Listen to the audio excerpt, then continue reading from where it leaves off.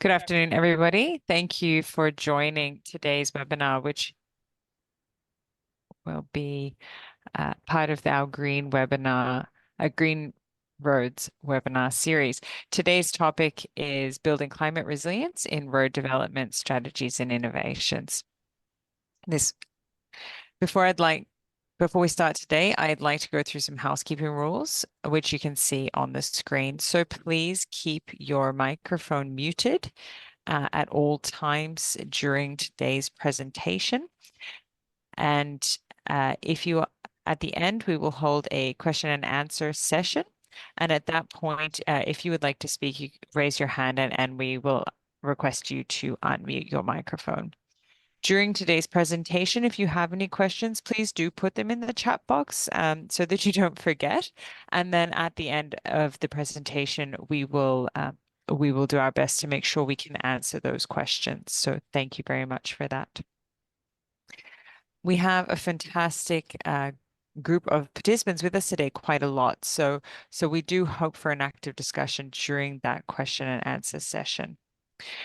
Our speaker today is Gordon Keller. Gordon is a licensed civil and geotechnical engineer in California. He has a specialty in geotechnical engineering, which he got from University of California, Berkeley. He's worked with the U.S. Forest Service for over 40 years and is currently retired, but continues as a private engineering consultant. His professional experience has included extensive work with low volume roads, slope stability, retaining structures, drainage, materials, source development, and more. And in particular, today, he's going to share with us his experience around climate resilience and transport infrastructure. So without further ado, I will hand over to today's speaker, Gordon. Thank you. Okay, let me share screen here a moment here. Okay, let me make sure you can see my screen now. Can you see? Yes, that's see it fine, okay? Gordon. Pardon? Yes, that's fine. Okay. Right. Okay, well, good afternoon, good day, as they say in that part of the world some of the time. My perspective, and thank you, Rebecca, for that introduction. I've spent a lot of my career actually doing storm damage repair work, and in that career, you get some sense of what could be done to prevent damage from slides and from storms and things. And so even though my interests are just basic road engineering and environmental and social issues with roads for probably the last 10 years, I've worked a lot with just climate resilient issues. And it's interesting. So what I wanted to talk about particularly though today focusing is on climate resilience, but first mentioning just this whole Green Roads toolkit that we've been working on. And the issue is that, like in Asia and Pacific region, there's 21 million kilometers of roads, a huge number of roads, and so there's just a lot of issues related with roads. And we've identified these 9 different areas that are that have impacts and ways that we can both do some good and minimize the impacts from roads. These include decarbonization, which is huge considering that like about 18% of greenhouse gases that are produced worldwide come from transport in some way. So roads are a big component of that. Talk a lot about beneficial uses of water and land management. Water is kind of, from a climate resilience standpoint, it's the enemy of roads, but it's a friend of people. We need water to live, and so it's a question of how to manage and how to get rid of water when we don't want it, and how to utilize water and save water when we do need it. Then also roads create pollution problems from noise, from dust, from just contaminants. They both can improve quality of life and they can degrade quality of life depending on where you are in the road and how the road is constructed, and like I say, how noisy it is or whether it impacts particular areas where you live. It certainly can have huge impacts on biodiversity and wildlife. Wildlife mortality is huge worldwide, and also a fragmentation of habitats. And so we try and build in like wildlife crossings and prevent fragmentation of habitats, and do things with culverts to provide for aquatic organism and fish passage. one of the things that we try and do with roads is disaster preparedness. Roads serve as, their evacuation routes. They're the routes that we move supplies in, and the ways we can get things cleaned up after disaster. So roads play a major role in disaster preparedness. Also, they're a big, huge issue in the sense that they use a large amount of materials that are pretty scarce in many regions. So we're looking at ways we can recycle materials, we can use local materials, we can use sometimes marginal materials, all ways that made us give us the ability to use materials in a sustainable manner.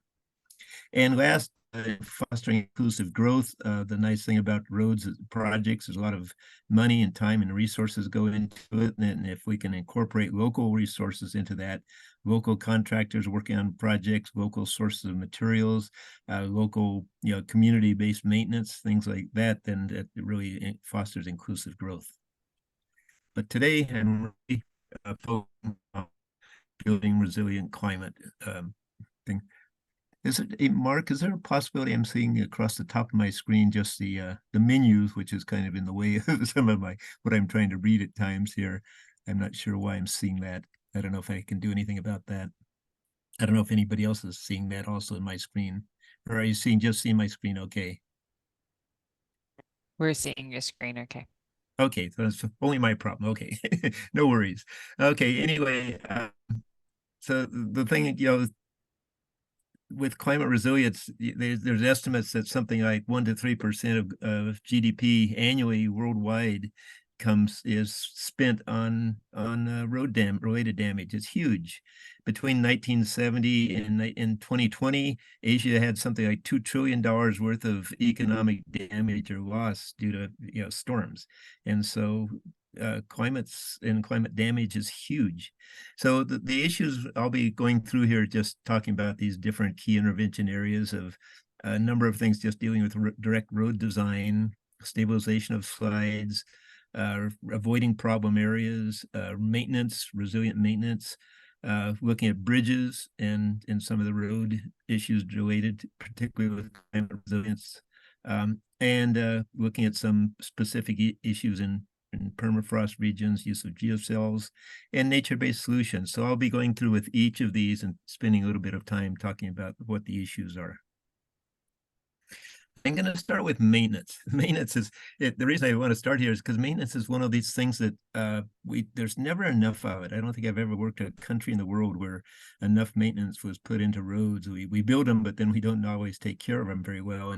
And that's in a lot of poorly maintained roads. There are things that just make storm damage that much worse, or the impacts of climate resilience or climate impacts. And most of the maintenance issues it's very cost effective. It's something we should be doing anyway to get our design life out of our roads. So the things we do of grading road surfaces, keeping drainages and ditches and pipes open and working, cutting back roadside vegetation, but keeping vegetation, but cutting it back so for traffic safety and visual impact or visual, and sealing paved roads, potholes, cracks, and taking care of other miscellaneous things, painting, replacing barriers, guardrails, things like that. So these are all issues of dealing with road maintenance. And here you can see just on the upper left-hand photo, what happens when you don't maintain a road. When gullies get in it, then you have concentrated water and your road is damaged. So you want to have frequent drainage. You want to have roads that have a crown or outsloped. You want to have the ditches clean. You have potholes, you want to dig them out deep enough that they won't reform again, so you reshape the road. All things that dealing with road maintenance. Another thing this comes under with culverts, but it's a particular problem called stream diversion. Is what happens when a culvert plugs up and all the water takes off down the road. I've seen a number of sites that have just totally destroyed a road because of that, and it takes the right geographic or kind of geometric conditions of a road coming in mountainous terrain, typically where there's a slope to the road. But if the culvert plugs, water goes down the road, it does a huge amount of damage. So what we want to do is put in like prevention culverts or overflow dips so it can handle the flow, or armoring the embankment.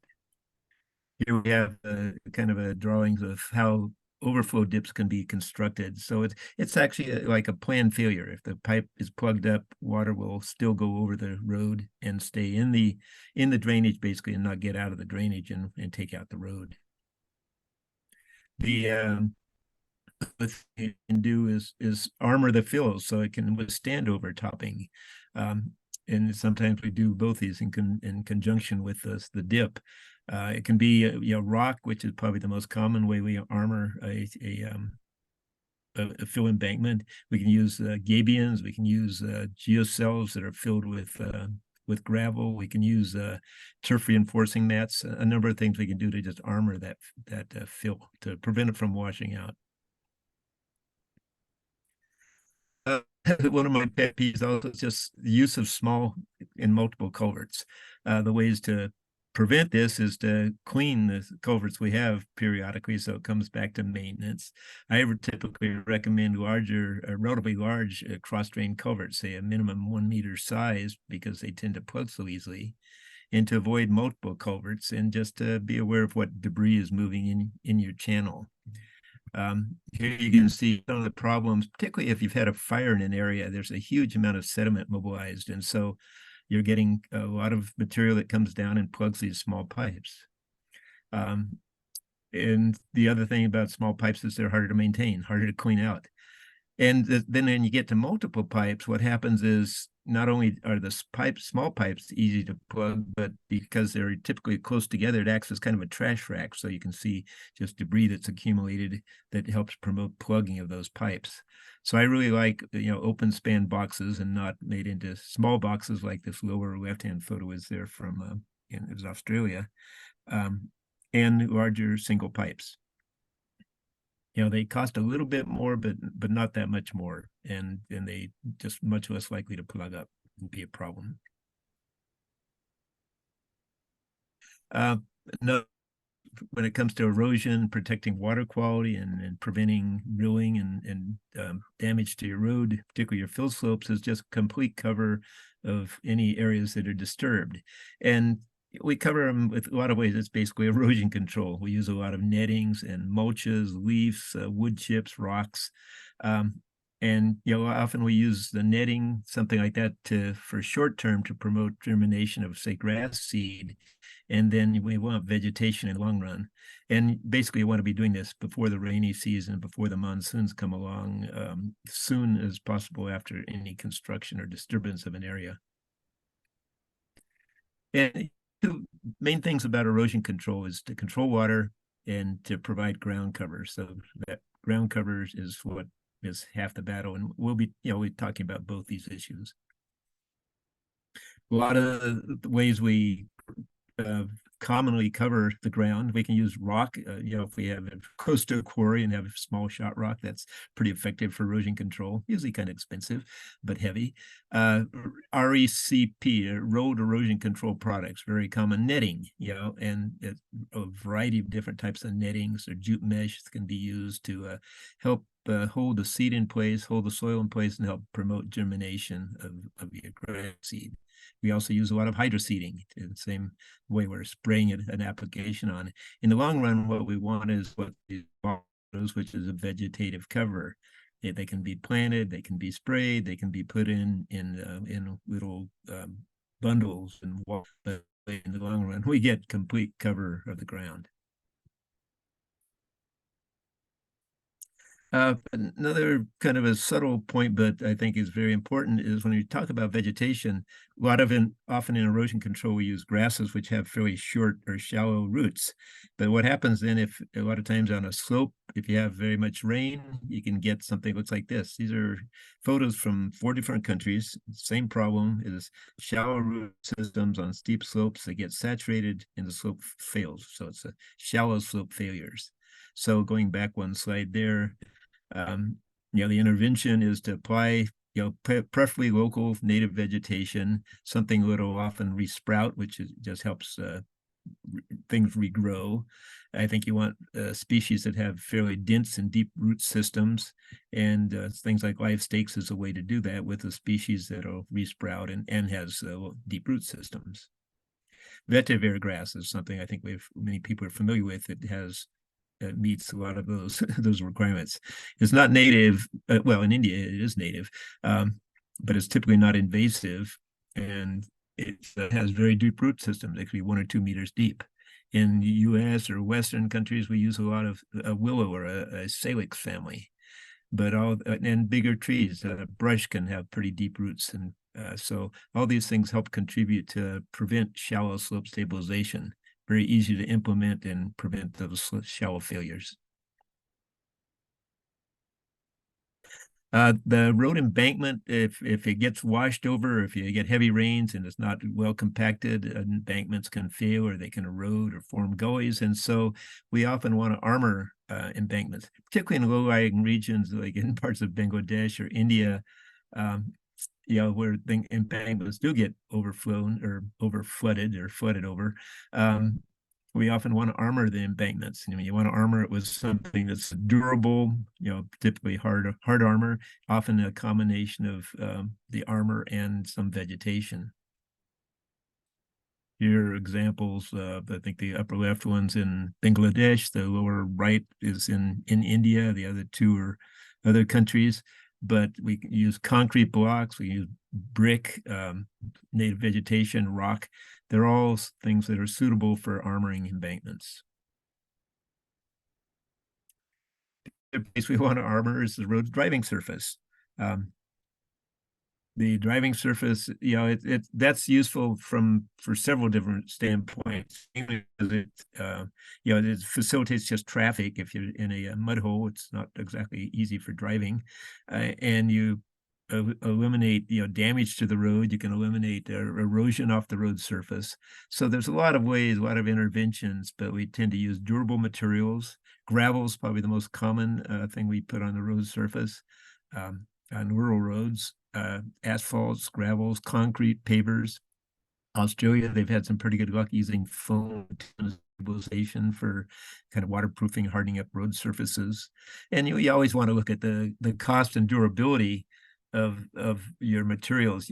Often the decision to surface a road really depends on the soil type, whether it's going to rut or not, and how much traffic you have, how much you can afford for the but anytime you do that, you cut down on ruts, dust, erosion.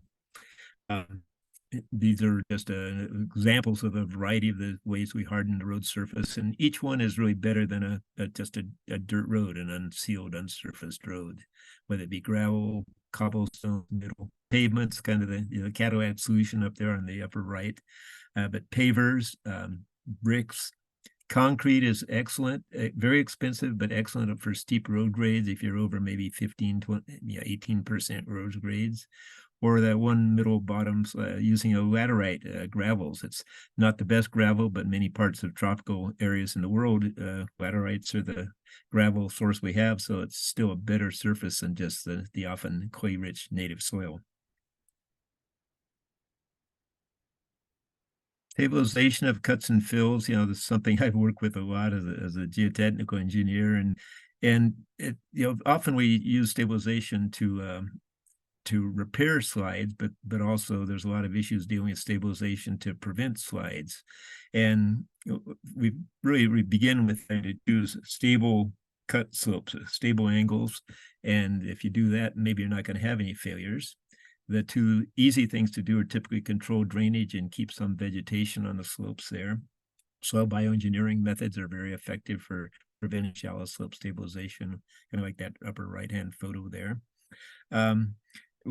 Vegetated reinforced soil slopes is a structural fix, but it's got layers of vegetation on the face, so it satisfies the as well as the structural needs.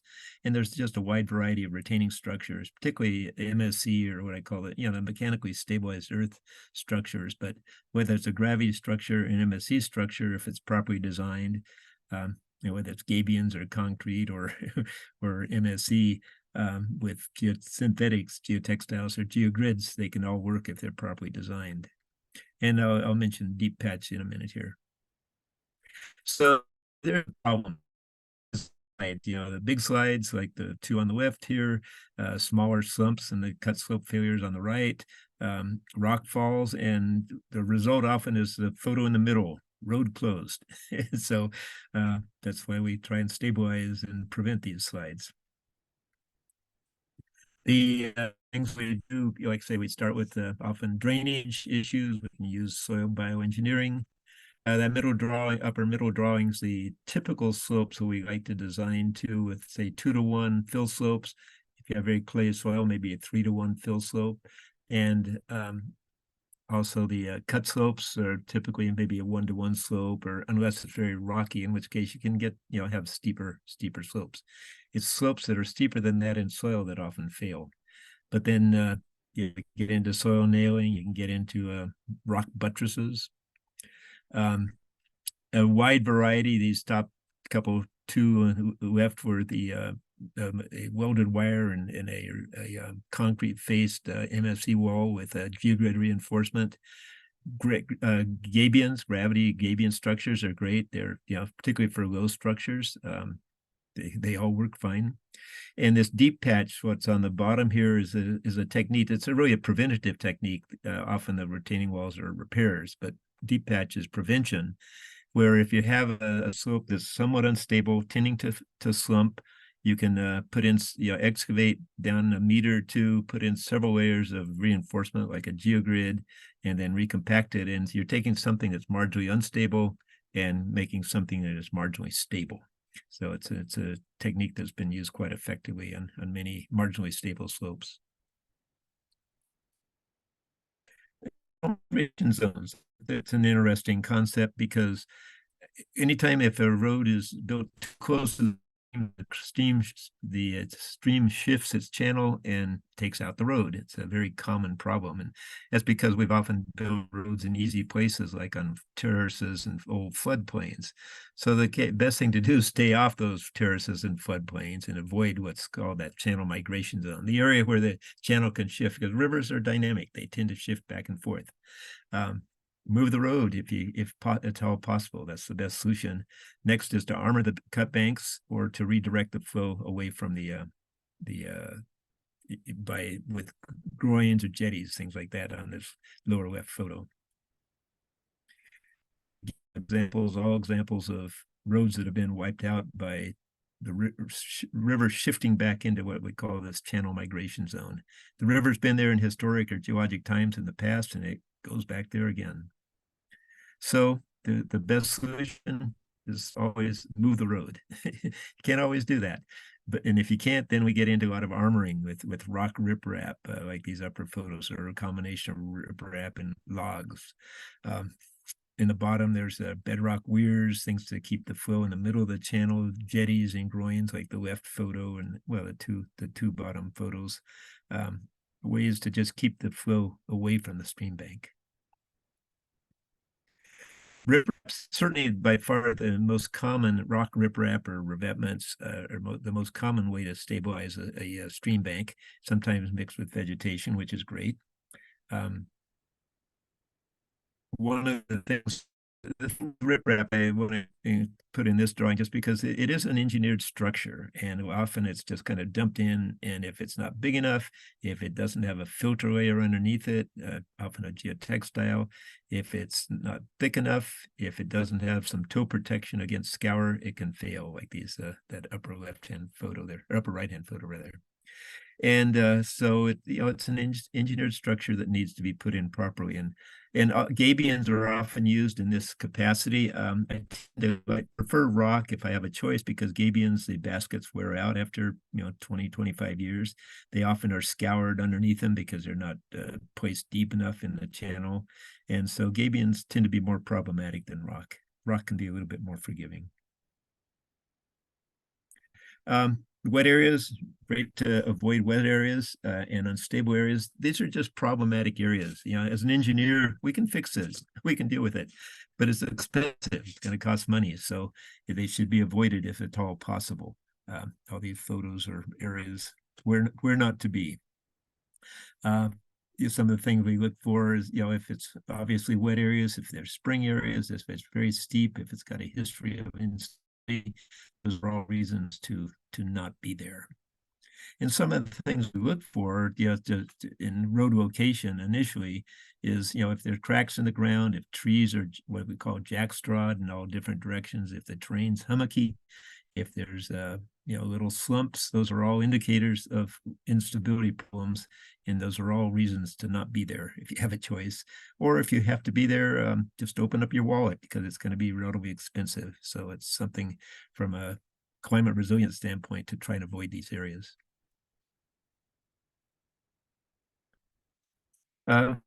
Spend a little time here on bridges. Bridges are a big ticket item, mainly because they are expensive. And so a lot of types of bridges can work just fine. Concrete have the longest design life, maybe 100 years. Timber bridges, maybe 50 years. Steel girders, 75 years. Bailey bridges are temporary, but they've lasted a lot of years. I've seen pretty permanent Bailey bridges.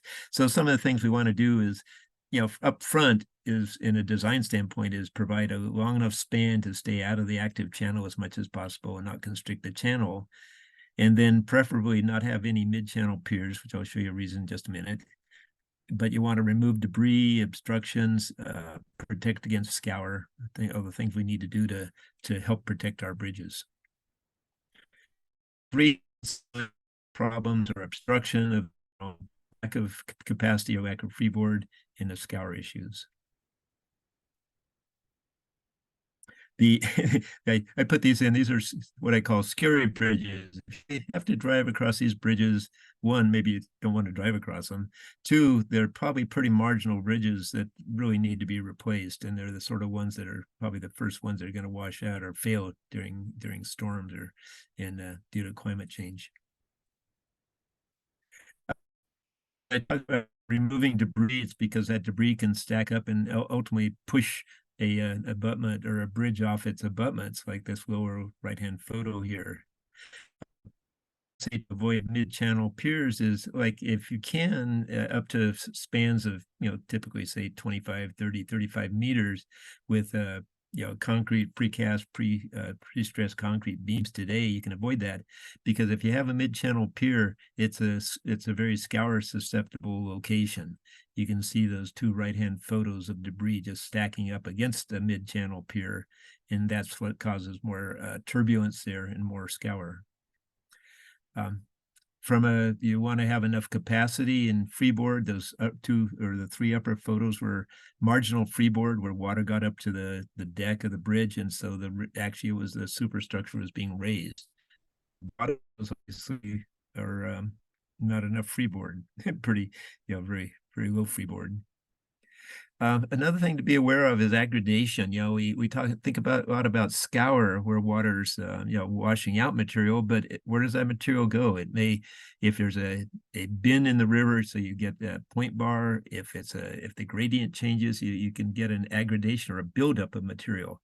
And if that buildup of material is significant, you're losing basically your channel capacity and don't have enough freeboard or capacity for your bridge. So often you have to go in and remove this material for the life of the structure. It's the problem we're seeing more and more with some of these short duration, high intensity storms occurring today. Scour is probably the number one thing that does bridges in. It's problems with both lateral scour and vertical scour. And you can see in this little sketch in the bottom there what happens when you have some sort of a pier in the middle. You create a scour hole there. So it's in the photo off to the right bottom is an example of that. So some of the things we do to protect scour, first we try and armor and put in our abutments and any foundation below any possible depth of scour. If you can put a bridge on bedrock, kind of like on the upper left photo there, that's great, but you can't always do that. And so often we have to use, again, rock riprap, gabions, concrete, but ways to just protect our abutments, our foundations against scour. And then I put this in only if we have to replace bridges. The three least expensive options I know of are if you can use this ABC accelerated bridge construction, which is modular units, if you can use GRS, which is geosynthetically reinforced soil abutments, or if you can use buried bridges. These are 3 ways to really minimize the cost of bridge if you do have to replace it. Hopefully you don't have to, but when we do, these are ways to do it. Just very briefly, artificial intelligence is something I think we're starting to see more and more used clear across all of technology. It's using information, particularly a lot of remote sensing and satellites, and you can just deal with huge amounts of data to refine them and what they call data mining and analysis to make better decisions. So we can forecast what the climate impacts are going to be in areas. We can forecast where the highest hazard areas are and or the highest risk to different impacts, whether it's flooding, whether it's we have just a lot of the remote sensing data from LiDAR and a way to process so much data today. So these 2 maps, one was from Brazil and one's from Mexico, but there were ways using AI to help identify high hazard areas. Geocells. The particular application we were first writing about was for permafrost as an insulating layer over frozen ground. I think that was something that was being done in Mongolia. But a lot of this stabilization for permafrost protection comes, is used in a number of different countries. Anyway, with geocells, much broader applications of geocells are just for confining loose materials. You can use them for forms for concrete in some of the South Pacific islands. You can stabilize soils quickly over soft deposits. They're used on slopes for slope stabilization and retaining walls in low water crossings. And so in making a confined drainage blanket. So these are all different applications I've seen of use of geocells, and they're just another tool to help us facilitate, either rapid repairs or relatively inexpensive construction techniques and things that are resistant to climate change. This thermosiphons, this is kind of very particular applications in frozen regions. It's a way, if you're constructing over permafrost, basically, or paving over frozen ground, to keep that ground frozen. And it prevents the thawing. And some of the places, I think I know a great deal of work was done in Alaska early on of ways to prevent the roads from keeping permafrost from freezing. I think these photos are actually from a project in Mongolia. I know Sweden and some of the northern European countries use these thermosiphons. They're a way to basically suck the heat out and keep the heat out of the subgrade and underneath your pavement. Nature-based solutions, I think anytime we have the opportunity to use what we call nature-based solutions on roads, we should, because it's relying on nature to help us do our job.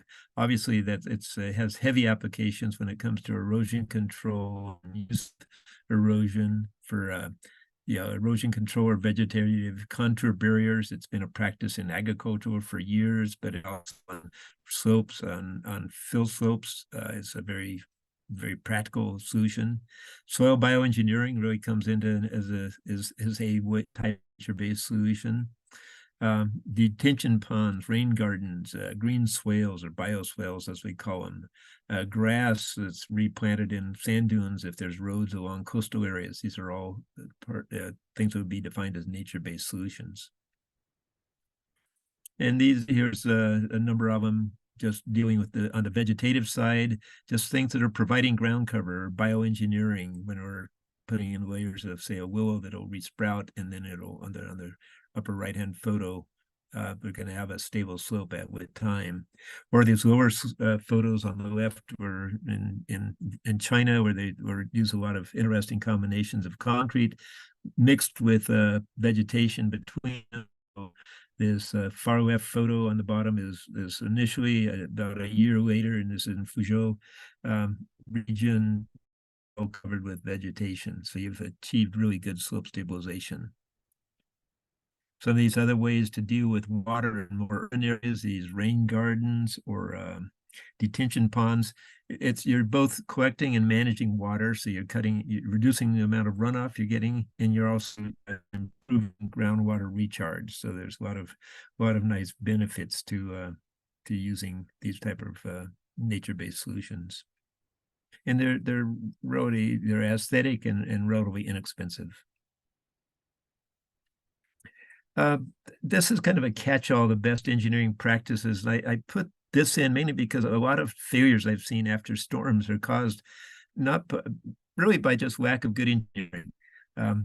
We need to do our environmental analysis and have an interdisciplinary approach to our projects. We need construction control, quality control, compaction, good drainage, properly sized structures, good well-graded surfacing materials, stream bank protection, slope protection, all the things we're actually talking about in this whole webinar here, but they, as a general category, they all fall under best engineering practices. Like I say, just lack of, oops, oh, there it goes. Yeah, so that international, have an interdisciplinary team discussing what the issues are to make sure we understand the full range of impacts and solutions. Proper sized culverts, bridges that are structurally sound, both structurally and hydrologically.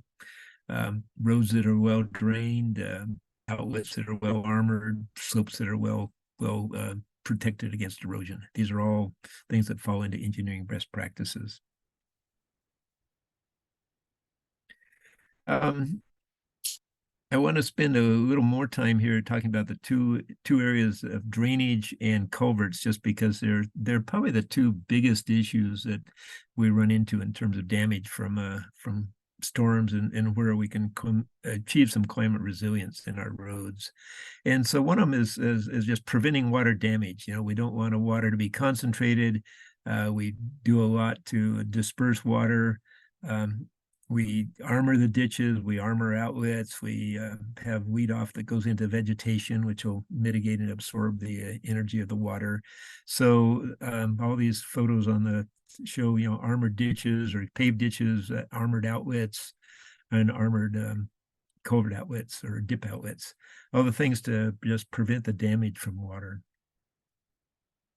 And I put in these examples just to remind what the damage from water is when water is concentrated. It's typically gullies. It's roads that are just blown out. And in each of these cases, this damage could be easily avoided. You have the choice of either dispersing the water or armoring a ditch, for instance. And if you don't do that, you may end up with a big gully. And easy to avoid and prevent, expensive to fix. Some of the things we do, if we have frequently spaced rolling dips or an armored dips or an armored road surface through a dip, we have catchwater dishes that prevent the water from going over the cut slope on your upper right-hand photo there. The outlets that are armored, in the shape of the road, a crown to prevent the erosion. So these are all ways to just minimize the damage that can occur. And the other side of that is preventing water concentration. These two are actually quite closely related. Where we want to just disperse the water, prevent the water from getting concentrated. And so that's why we use either an inslope, outslope, or a crown surface. So it has a lot of cross drains that are well spaced. We can roll grades, frequent lead-off ditches. And so these are all things to basically prevent water concentration. This lower left-hand photo here, we're just actually making sure we have road grade, because the eyeball can kind of fool you at times. So if you have levels don't lie, well, depending on how well you read them maybe, but they can be pretty road surface drainage and making sure we have proper slope on the roads or a crown. And we typically on an unsurfaced road, unsealed road, we want maybe 3 to 5 or 4 to 6% outslope, inslope, or crown. On a paved road, that may only be 2%, but either way, you don't want water to stand on the road surface. And so we have a lot of ways we get off the water off the road with that crown, or with rolling dips, or with frequently spaced either dips or just drainage cross-drain culverts or lead-off ditches. All ways we do to prevent water from getting concentrated. Another problem often on older unsealed roads is with time and maintenance, they become a canal. So you'd start off with a road that was at the ground level, and then with time and just wear and tear and traffic, you end up with basically a ditch. And where does the water go? It stays in the ditch. You know, if it is a ditch, you can't get rid of the water. You may have to armor the road surface to prevent that, but the best solution is typically to fill that in or pull the road back and get the road surface above the level of the terrain around you, and then you can properly drain the road surface. Another problem is berms. Often maintenance activities will build up a berm along the road, and that just keeps the water on the road. It prevents the water from getting off, and that lower right-hand photo is what you want, is a road shoulder that does not have a berm buildup on it. So again, just all the little things we do that are quite cost-effective and inexpensive to prevent water concentration.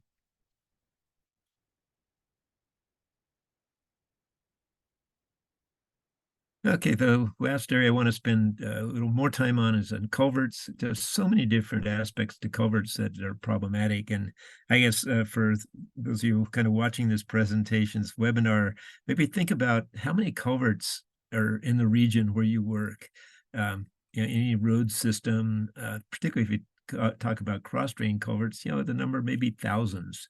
And so there's just a lot of culverts, a lot of that can fail, you know, and each one represents an an investment in the infrastructure that we want to prevent from failing. So we use things like this stream simulation concepts, which I'll explain a little bit in a minute. Adequate size culvert pipes that aren't damaged. We can do things to prevent pipes from plugging and stream diversion. As we've already mentioned a little bit, we protect the inlets and outlets of pipes. As I mentioned earlier, we want to avoid small pipes that plug easily.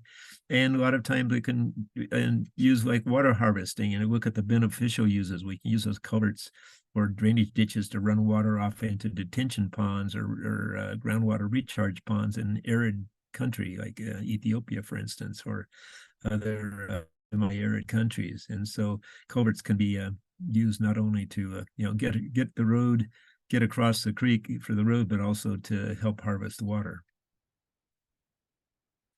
These are just a series of problematic culverts, ones that are plugged up, one we're not quite sure why it failed, but it's certainly in the middle upper photo, it failed. The upper left photo from Tajikistan, I think it is, water concentrated coming through the culvert that's now tending to erode out the channel and scour underneath the culvert. The lower photo left here was from when I took in Nepal, which is just outlet. The water really accelerates when it comes out of a culvert pipe, and so it's like hydraulic mining. It can do a nice job of eroding outside. You can get piping problems underneath the pipe in the lower right-hand photo if you don't have properly bedded or properly compacted material under your culvert. And if they come in sections that come apart like that lower middle photo, it's just waiting for the next storm to fail. These are all things that could be resolved. So some of the things we can do, from a design standpoint is look at larger flows, higher intensity rainstorms if we're using like the rational method, something like that for designing our culvert.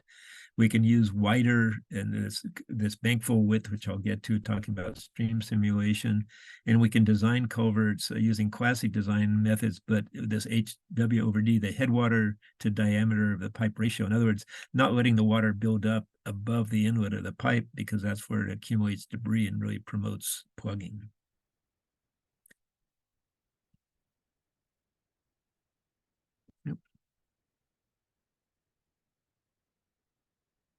Okay.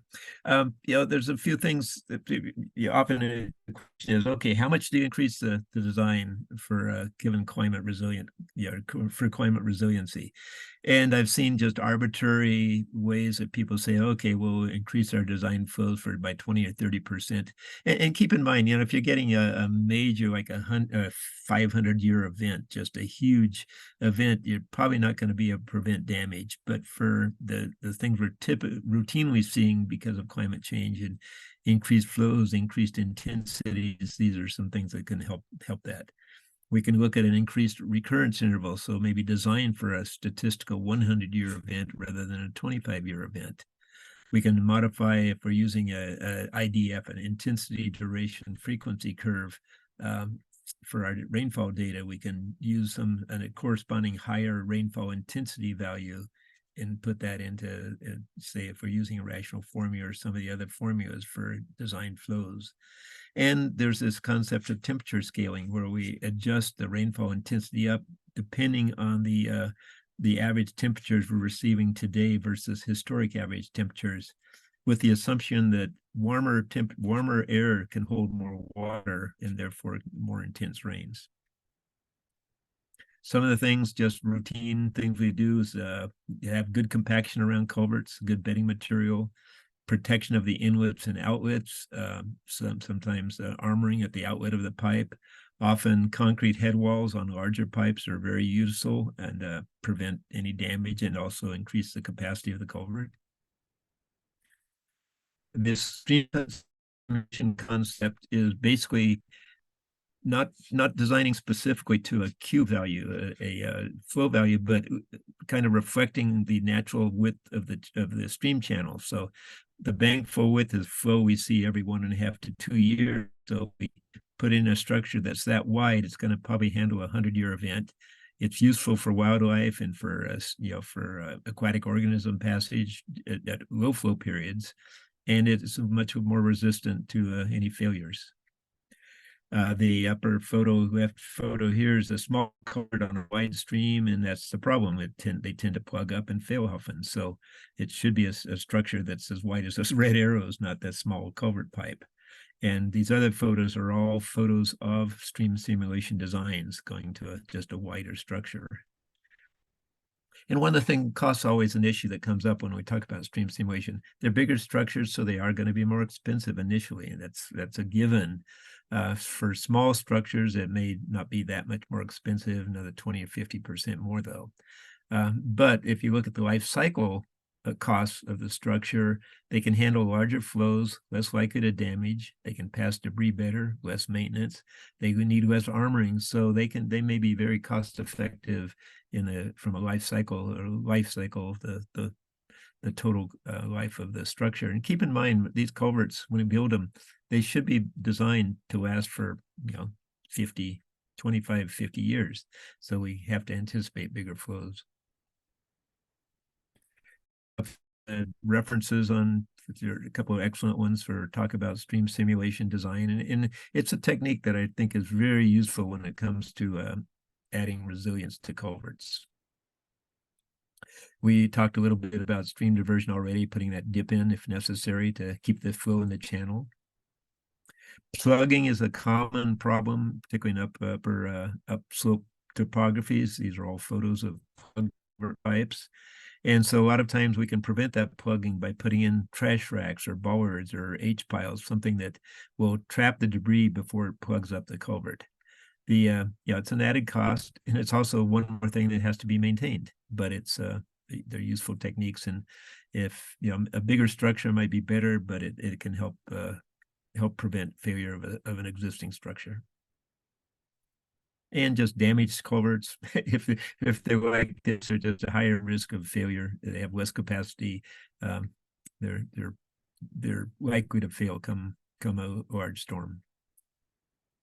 So just kind of in summary, the reason I wanted to talk about all these different issues have to do with climate resilience. They're all things that can be done to prevent damage. And this global commission on adaptation, it talked about that that we can add maybe 3% to the costs of infrastructure up front, but the benefit cost ratio is about 4 to 1, and so it can be very cost effective to do a lot of these mitigation efforts that we've just talked about here. The webinar is going to be on water and land management, which Frank's going to be presenting. I mentioned this only because a lot of these issues are pretty closely related to things we've just about. Say there's the bad side of water, the problems it causes for us, and there's the good side of water. We have to live with it, and we use it to drink, for irrigation for our crops. And so Frank's going to be talking about the many things we can do from a land and water management. And then talk a little bit about one of the different issues is disaster preparedness, and in this again it's related a lot to climate resilient measures, because if they're properly prepared, we can minimize the damage and have less of a response or recovery problem. But those same roads that we're trying to keep functional are what we need during response and recovery to have access, to have evacuation routes, to be able to get into areas to clean up the mess that a storm may have created. So just at the very end here, I wanted to mention a couple key references. The American Society of Civil Engineers and some Forest Services burn area rehabilitation, emergency response catalog has a lot of ideas how to deal with areas after fires. Is that Federal Highways has a number of great publications on like this highway and the river environment and how to deal with risk and resilience. PARC has a great, some good publications, and they have a good new disaster management handbook that's out now. The people in South Africa, this recap group has an excellent publication, and I'm biased by the storm damage risk reduction guide that I've been involved with writing. So in terms of, I think the three number one publications, I think that deal with just very practical mitigation measures or adaptation measures for infrastructure. And a lot of the things I've been talking about are the one on the left here, the Storm Damage Risk Reduction Guide, a Forest Service publication, this recap publication by by the UK, based mostly on African experiences. And then this one recently I found is an updated version of this Vanuatu Road Design Guide that has a nice section on really increasing climate resilience in their infrastructure on Pacific Islands. So with that, I think I'll say thank you and sign off here or stay just logged in here, and we can see if we have any questions and how to deal with it. So thank you for your attention, and look forward to any questions you have. Thank you, Gordon. So we do actually already have some questions in the chat box, and I'd like to remind all of the participants to please type any questions that you do have into that Q&A box. So the first question, this is from John Adam. May I know if there are existing developments with this kind of framework? This is indeed interesting, especially its integration with horizontal housing development. Thank you. Yeah, I haven't worked a lot with horizontal housing developments. I know the drainage is, when you get into urban areas, just surface drainage is pretty tricky at times. Where do you get rid of the water? Yet you still have to do it, and you go to storm drains and things that have to be built in, or ditches that can be driven over with grates, things like that. But they the houses get in the way of drainage, and so they are a challenge. I don't know if that answers his question. And I should also mention that if need to elaborate on any questions, feel free to send me an email. I think my email was listed there. I'd be glad to talk to anybody anytime also. Yeah, I think that's great. And also if one of the participants, if you feel like we're not answering your question fully or you want to elaborate on your question, please raise your hand and then we can ask you to unmute your microphone as well. Yeah, that helps. I may not always understand the context of the question, so thank you. So the next one, what needs to be considered before going to implement in the context of climate change to follow net zero 2050? Well, I think that's a pretty ambitious goal to get the that zero in 2050. I think it would have to be implementing in many of these things, particularly the decarbonization, which is off the subject of what I'm talking about today. So I think we need to be doing probably more than we are currently doing on all of these different issues. And that brings to mind actually one other aspect of this is vulnerability assessment, which I didn't really mention, but we never have enough money to deal with what we have to deal with in terms of climate and these disasters we're seeing. So the vulnerability assessment, it's a way of assessing what the risks are, what the consequences are of any failure, and then deciding what are the priorities, which are the structures or which are the facilities we're gonna actually fix. And the more of those we can fix, the better off we are. But that way, at least we deal with the highest priority ones, the most critical infrastructure, bridges, for instance. A lot of road issues we can deal with. But I think I think it's going to take full commitment of a lot of these different issues, those 9 different areas we talked about, to really get to we've got a long ways to go to get to a net zero emissions. Yeah, that's a really good point. And we also talk about that network criticality assessment as well, to make sure that we're prioritizing those roads or structures which provide us critical access to, in whatever context. That has to be context specific. So very good point. Right. Okay. The next question came from Changlong Chu. Now, this is probably a question that everyone is interested in, which is, can you access the information from today's session? And the answer is yes. So this information is all available on the Development Asia website. All of the PowerPoint slides from this webinar and previous webinars can be accessed on that website. And Mark has just put that website into the chat box. So please feel free, everyone, to access that information through Development Asia. Would you also want to put on those 3 key references I showed at the very end? The Forest Service one, the one from Africa, and the one from Vanuatu, which I have them. They're PDFs. They're available. I think they have, between the 3 of them, they give a lot of insight of some of the things that can actually be done, practical mitigation measures or adaptation measures. Yeah, we can share links and or upload those to the website following this webinar.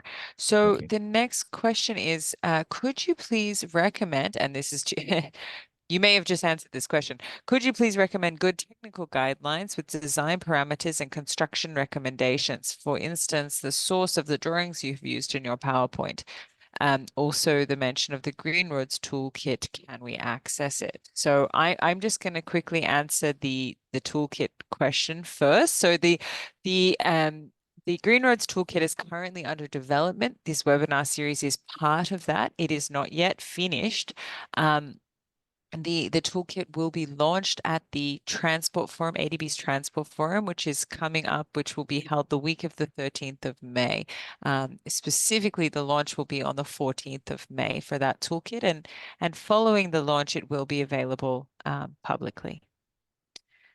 And as far as the first part of that question, those 3 references I think are probably the 3 best, but but there's that other longer list, some of the Federal Highway publication and PARC publications.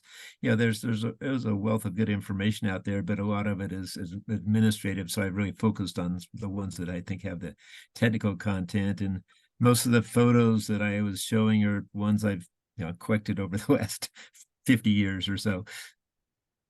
So I suppose, Gordon, one question then, follow-up question there is, will those references, the Green Roads Toolkit, we know will showcase example practices against those 9 sort of green roads pillars. Will there be reference information for people, like links, like you mentioned, to PARC, or how is it going to look for them? Each one of the practices that we've identified, these 150 or so practices, and Anastasia could probably answer this better than I can, but at the list at the bottom of those are a couple of different references. There are several references that are very germane to that particular point, that topic. And I think as part of this toolkit, we're going to try and get those references all in one site. I mean, they can all be found, I think, on the if you just Google them, but I think we're going to try and put them in as kind of a component of this toolkit also. Fantastic. Okay. So the next question, is nature-based solution the best remedy for implementation of green roads for water? it's I wouldn't say it's the best. It's just another tool that we have. I think anytime we can use natural systems, we're better off. They like for shallow landslides, shallow vegetation or deep-rooted vegetation is great. It'll probably prevent a failure. It won't solve a major landslide. And so it's just another thing that I think we should always incorporate, and often in conjunction with other structural type fixes or other engineering fixes. Mhm. Okay, the next one's, can you use vegetation to protect purpose? I'm not quite sure I fully understand that question. Gordon, do you? Can you use vegetation to protect what? Maybe that can be rephrased, or that person can ask that question. Yeah, so Melaku, if you are still there, could you please maybe elaborate on your question? Yeah, we won't go away. Okay, so sorry, I've got one moment. Okay, the next one. How can porous asphalt roads provide climate resilience? The porous asphalts, well, as asphalts, they tend to heat up. We can use asphalts that are cooler. They help, like heat island sort of thing problems. But the porous asphalts is like if you're using pavers or geocells, or just permeable pavements, they allow water to go just back into the ground, so they help groundwater recharge again, and also they minimize the amount of surface runoff, and so they can minimize erosion problems that might come from more runoff. And so it's they're and one of the things about them, often you need some sort of storage underneath it, so if you're using them, you've got to have some place, so they've got to be able to absorb the water underneath the pavers. So often there's some sort of gravel, kind of a detention or a retention pond underneath the gravel or underneath the pavers. So they're just another tool we have, particularly like in parking lots, things like that, where they just minimize the amount of runoff that'll come off the parking lot. Mhm. Okay. The next one with four questions here. Okay. What are the best solutions in arid areas where vegetation is hard to grow, but where floods still happen? Yeah, that's a lot of, I think, what the Green Roads for Water that Frank and Anastasia worked on so much with Meta is water harvesting using the rain. When the rain does come, it's often quite intense, and rather than just, as an engineer, I've always worried about getting rid of the water, but their concern is more how to save the water, how to run it off and store it, use it in storage, run it into ponds or someplace where it can be available for use later on. And that's particularly important in arid, semi-arid regions. As far as vegetation, types of cactus have deep roots also. Nothing's going to grow as fast. And so a lot of times we use physical erosion control measures in arid country, rock, for instance. It's not as aesthetic, but it does provide erosion control. And the next one here, is it reasonable to design small infrastructure for a 20% increase in capacity, but larger infrastructure for 40% increase or more? Good. Do you understand that question? Not No. exactly. Yeah. Well, it may reflect the fact that the bigger structure you have, you have more investment in it, so you might want to be accepting less risk, and therefore, like a bridge, you may want to assume a 100% increase to really handle large increases in storms, whereas statistically, you can only afford to increase culvert size by 20 or 30%. So I think that's a reflection of risk and value of the infrastructure. I'm not sure, but that's the way I'd look at it. What are buried bridges? Oh, buried bridges, they're big culverts. They're typically large multiplate culverts that often that today they're built to spans of 15, 20, 25 meters. They are quite large structures where we traditionally would have built a bridge. They can be, often they can be precast, or well, let's see, I'm trying to think of the right word for them. They're just multi-plate, metal culverts, but they're so they're put together with these multiple plates. And so often they can be installed or constructed at a cost that's less than a bridge. And I've seen them go both ways. And so it's something that can often be evaluated, and depends on obviously where you are and what's the availability of materials. Concrete's pretty traditional, but in many countries, these multi-plate culverts can be an effective alternative to conventional bridges. But they're in the ground, so that's why they call buried. Fair enough. Makes sense. Okay, the next one here. Sedimentation of a river channel is often a precursor to braiding. Is it possible to design a river crossing to be resilient to that braiding? That's a great question.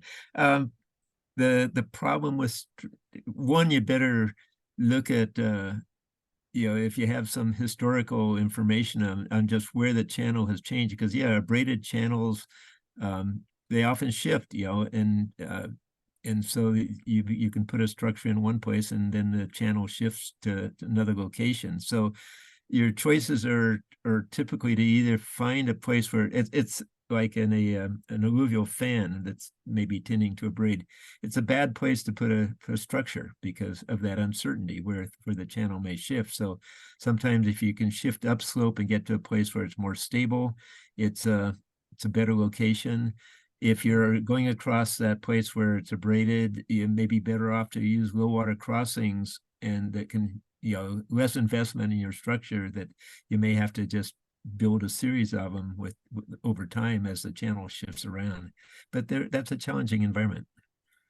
For sure. Okay. Wow, this has been a very popular topic. So we still have quite a lot of questions here. Gordon, are you okay if we keep Oh, going? I'm fine. I'm sorry, if I went too long in my No, no. presentation, but I'm fine if it's Okay. okay with you guys. And Yeah, yeah. Okay, so the next one then is for a typical 25-year climate resilient road public-private partnership, roughly how many times in a 25-year life would you expect a complete resurfacing of the road? Well, actually most pavements are designed for the order of 25 years, something of that order. So in 25 years, you probably ought to be thinking about a resurfacing of the road.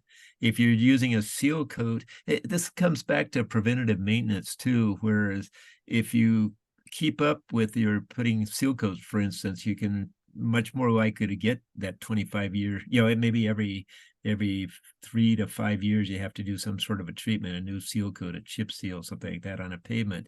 And if you do that, you're likely to achieve your 25-year design life of your pavement.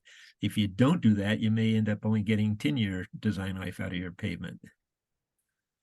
And I think as well, one of the things that, and Gordon, please come in here, but this would also depend on where this road is, I would assume. And also some of the other climate factors which you spoke about in your presentation, which do affect pavements like permafrost, thawing cycles, melt freeze, Right. or incidents of wildfires. Some of these are the climate risks that we're facing, which affect pavement, I Indeed. suppose, would affect. Yeah, but those things can be, you can design around that and still design a 25-year, I think, road. Is just often they're not designed to deal with that. I know here in the West, we're looking at impact from forest fires on some of our paved roads, and we're trying to figure out how to fire harden some of our pavements, and it's a study in progress. So it all comes down to, what we're designing for, I guess.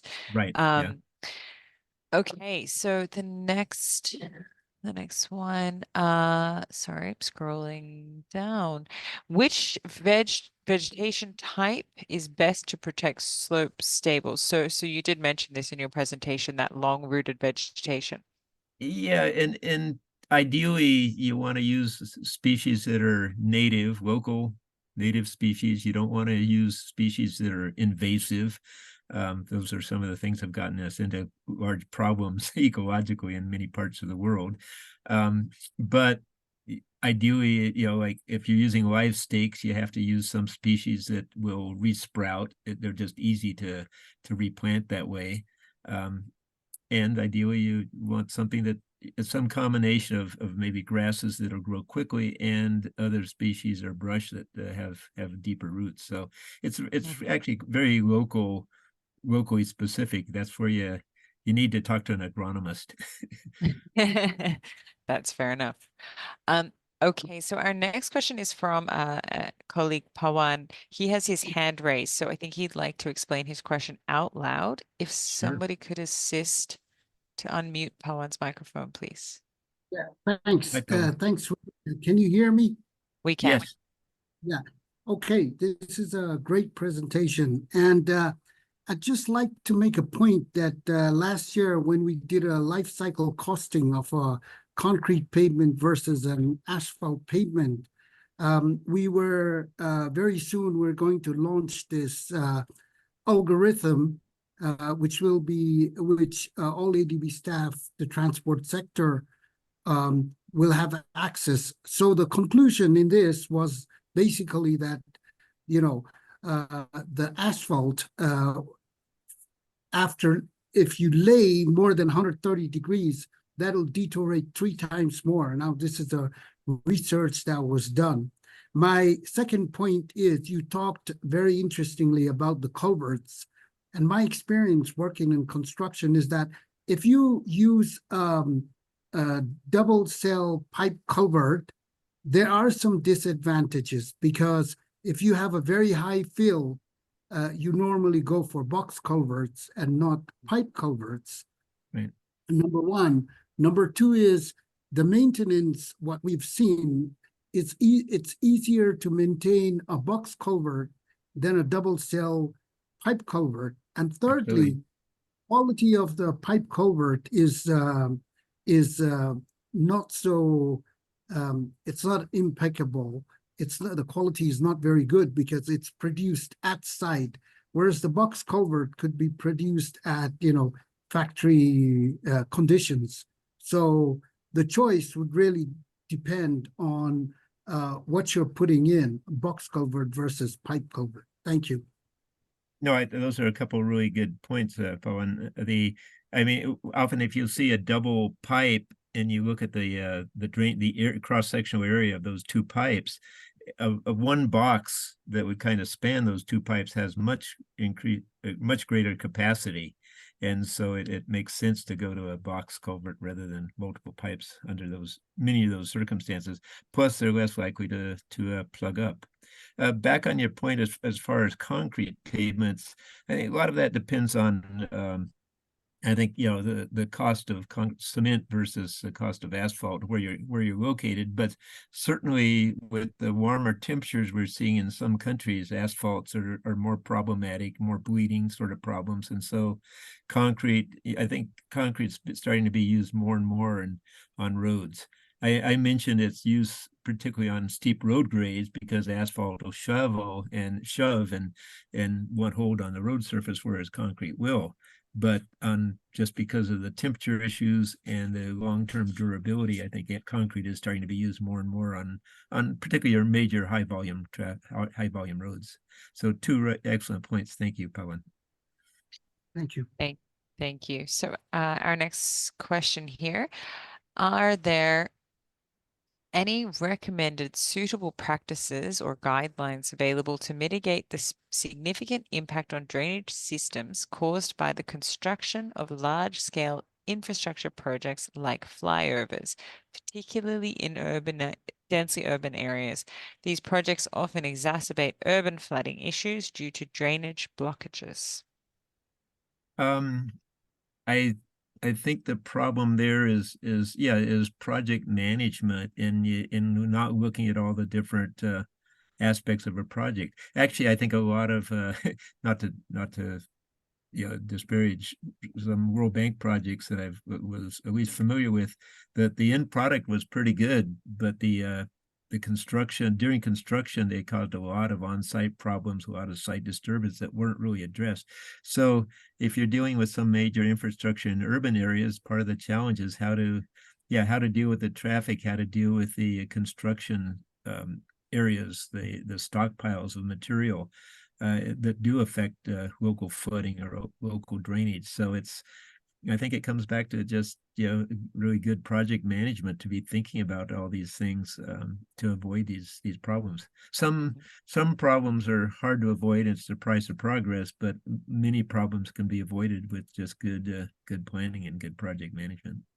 Yeah. Easy to say, maybe sometimes hard to implement. And I think but it highlights the importance that no project should be looked at in isolation, right? We need to be looking at at the system. And also maintenance, which you mentioned earlier, if we are seeing drainage blockages. I think, sorry, go I'm ahead. just going to mention one of the aspect of nature-based solutions is often to take some of these disturbed areas under interchanges and things in traffic. And one of the colleagues involved in this whole process was talking about that, is turn them into little green areas, green spaces, just more aesthetically, they do absorb, carbon. They can absorb some water, so they reduce urban, runoff, storm runoff. And so any chance there is to create a little green space is so much the better. I'm sorry, you're No. I was just going to say this leads straight into that next question. So we have a comment here which says your presentation highlights the importance of best engineering practice, which should be strived for more, even in green roads projects. So nature-based solutions are supplementary. This is the comment. What is your take? I agree. Absolutely. I mean, something I've taught for years is just best engineering practices, Yeah. and the reason, and like I think I mentioned earlier, so many problems I've seen, failures, a culvert that fails, a road that, is dusty, or that the materials ravel off the road surface immediately, is a product of bad construction or bad selection of materials. And so best engineering practices go a long way to prevent damage, to maximize the utility of your investment, and to get the design life out of the road. Yep. Okay. I think we're coming towards the end of our questions, but here's one we haven't seen yet. How can we reduce PFAS from road dust? I'm not sure what PFAS is. Okay. Okay, I'm not going to attempt to pronounce this. Per and polyfluorinated substances, PFAS. So Okay. Yeah, it's a plastic or yeah. I don't know the answer to that. I guess the thing to do, no matter what's in the dust, would be to minimize dust by using dust control, dust palliatives, and of which, the selection, some of them can be problematic. Both the combination of dust palliatives and soil stabilization products. I think we use a lot of calcium chloride, for instance, and some type of polymers, and some can be problematic in their own right. But if we can keep the dust down, even if we're using water, then I assume that takes care of the PPF problem. But I'm not, I just haven't worked with that, so that may not be a good answer to that person. Yeah, this might be something that we can look at offline as well. So, Yeah. But it is a good question, and PFAS concerns are growing. So Yeah. let's take that one offline and see if we can come up with a good response. Okay. I Okay. guess, one of the questions I would think of that was, what are the sources of those Of PFAS, and PFAS, how to exactly. how to reduce that contamination in the first place also. Yep, exactly. Okay. So our last comment here, I will just respond to. So can we organize an online workshop training for building climate resilience in road construction and development? So I think personally, I think it's a fantastic suggestion. But this is something that we'll also take back to the ADB transport sector, and just to show that there is demand here for this kind of training. So if you do want to express interest in this type of thing formally, please feel free to reach out to myself, Rebecca Stapleton, or my colleague, Michael Anyala. We are the ADB project officers who are looking after this Green Roads Toolkit project.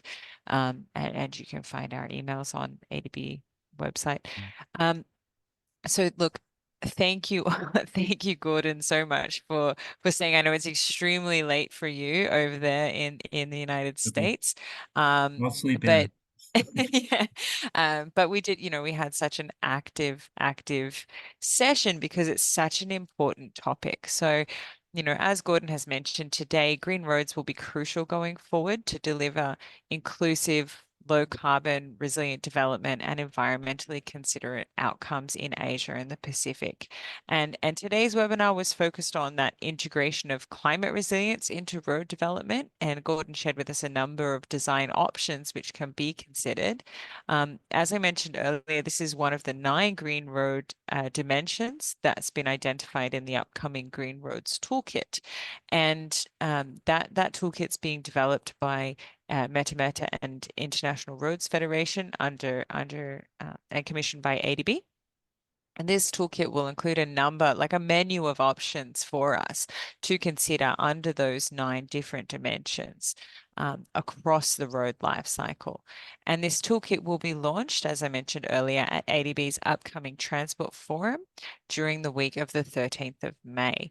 Following that, it will be publicly available, and we hope that it will be helpful for those of you who are designing, implementing, or managing, planning road projects going forward. Our next webinar will be on the 18th of April, and we'll discuss integrating water and land management into road development for enhanced resilience. If you would like to revisit any of the materials from today's webinar or from any of the previous Green Roads webinars, these can be found on the Development Asia website, and you can find the link to that in the chat box. So I would like to thank you all again for your active participation today and give a huge thank you to our speaker and member of our Green Roads Toolkit team, Gordon Keller. And we look forward to seeing you at our next webinar on the 18th of April. Thank you all very much. Thank you, Rebecca. And thank you everyone for participating and listening. Thank you. And a lot of good questions. Thank you. Thanks. Bye-bye.